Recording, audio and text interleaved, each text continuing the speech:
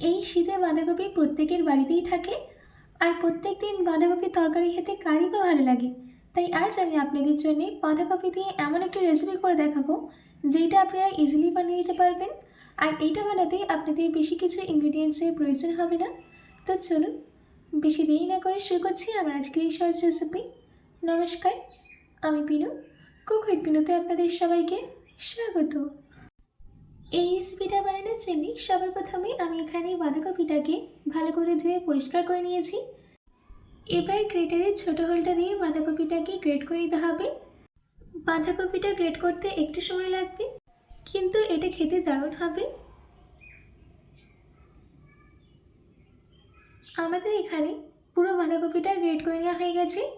বাঁধাকপি থেকে অনেক জলই ছাড়ে, তাই জন্যে আমি এর মধ্যে অ্যাড করে দিচ্ছি হাফ চামচ নুন।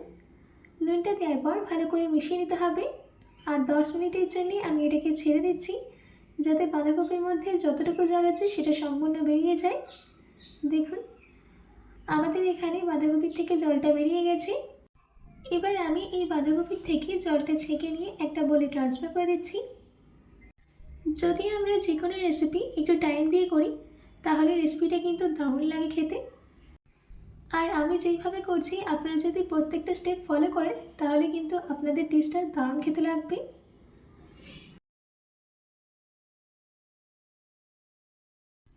আমি এখানে বাঁধাকপি থেকে সম্পূর্ণ জল বের করে নিয়েছি। এবার আমি এর মধ্যে অ্যাড করে দিচ্ছি 1 চামচ গ্রেট করে নেওয়া আদা, ঝালের জন্য 2টো কাঁচা লঙ্কা। আপনারা যেরকম ঝাল খেতে পছন্দ করেন সেরকমই দেবেন। এবার বাইন্ডিংয়ের জন্য দিয়ে দিচ্ছি 5 চামচ বেসন। এর থেকে বেশি বেসন দেবেন না, তাহলে খেতে ভালো লাগবে না।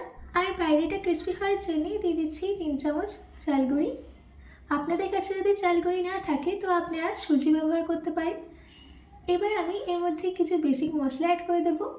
দিচ্ছি 1/4 টেবিল স্পুন হলুদ গুঁড়ো, হাফ চামচ লঙ্কা গুঁড়ো, হাফ চামচ ধনে গুঁড়ো, হাফ চামচ জিরে গুঁড়ো, দিচ্ছি 1/4 টেবিল স্পুন গরম মশলা গুঁড়ো, স্বাদ মতো নুন।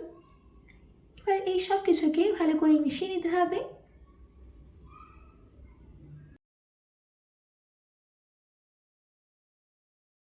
আমি এইগুলোকে হালকা মিশিয়ে নিয়েছি। এবার আমি এর মধ্যে অ্যাড করে দিচ্ছি ধনেপাতা কুচি।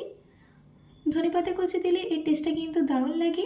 এবার এই সব কিছুকে আবারও ভালো করে মিশিয়ে নিতে হবে। দেখুন, সব কিছুকে ভালো করে মিশিয়ে নেওয়া হয়ে গেছে। এবার এর মধ্যে থেকে ছোট ছোট বল নিয়ে হাতের তালের মাঝখানে রেখে ভালো করে গোল করে নিতে হবে। তারপর হালকা একটু লম্বা শেপ দিয়ে দিচ্ছি। আপনারা চাইলে গোল শেপটাই দিতে পারেন। এই একইভাবে আমি বাকিগুলোকেও রেডি করে নিয়েছি। এবার আমি ভেজে নেব। তাই জন্যে আমি মিডিয়াম ফ্লেমে তেল গরম করতে দিয়েছিলাম।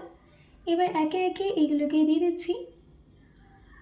আর এটা খেয়াল রাখবেন, দেওয়ার সঙ্গে সঙ্গে কিন্তু একদমই নাড়বেন না, নাড়তে এই স্ন্যাক্সগুলো ভেঙে যাবে।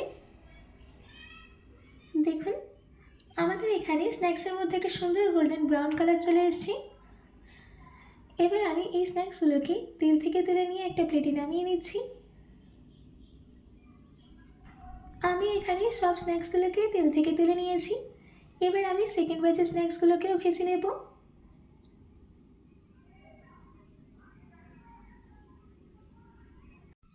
আমাদের এখানে সেকেন্ড ব্যাচের স্ন্যাক্সগুলোও কিন্তু ভেজে নেওয়া হয়ে গেছে। এবার আমি এগুলোকেও তেল থেকে তুলে নিচ্ছি। আমি এখানে এই গরম গরম বাঁধাকপির স্ন্যাক্সগুলোকে টমেটো কেচাপের সাথে সার্ভ করে নিয়েছি। আপনারা চাইলে এটাকে সন্ধ্যায় চায়ের সাথেও সার্ভ করতে পারেন। এই স্ন্যাক্সগুলো কিন্তু একদম বাইরে থেকে ক্রিস্পি আর ভেতর থেকে সফট হয়েছে। আশা করছি আমার আজকের এই বাঁধাকপি দিয়ে দারুণ স্ন্যাক্সের রেসিপিটা আপনাদের ভালো লেগেছে। বাড়িতে এটি অবশ্যই ট্রাই করবেন ও কমেন্ট বক্সে কমেন্ট করে জানাতে একদম ভুলবেন না। তো আজকের মতো এইটুকু, আবার দেখা হচ্ছে অন্য কোনো রেসিপি নিয়ে। ভালো থাকবেন, সুস্থ থাকবেন।